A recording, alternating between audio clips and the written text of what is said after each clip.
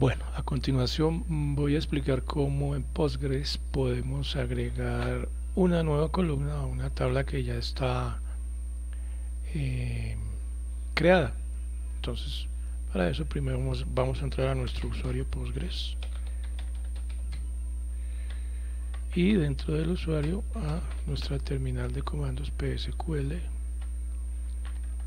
y nos conectamos a la base de datos almacén, que es la que contiene la columna que yo quiero agregar, la que contiene la tabla a la que le quiero agregar la columna. Entonces miramos las tablas que hay aquí y la tabla que voy a modificar es ventas. Voy a mostrar la estructura de ventas.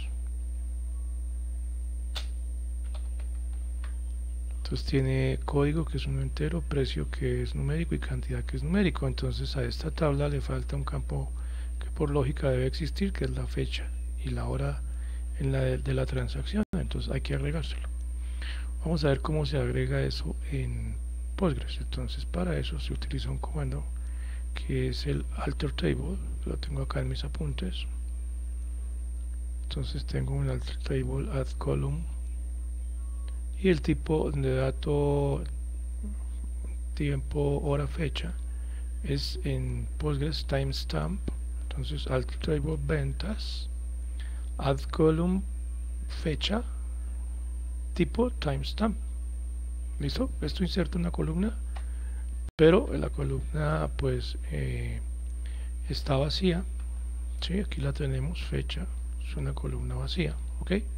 Entonces hay dos opciones: a insertarle datos para actualizarla o crearla por defecto con un valor. Como insertar es otro tema, voy a crear esta columna pero con un valor por defecto. Para eso entonces primero tengo que volver a borrar esta columna. Es muy sencillo, cambiamos el add por el drop.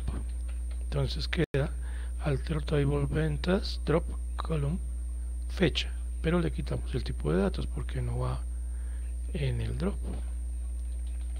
Y listo, con esto ya no existe. Entonces miramos la columna, ya no existe y está integer, código, precio y cantidad. Listo.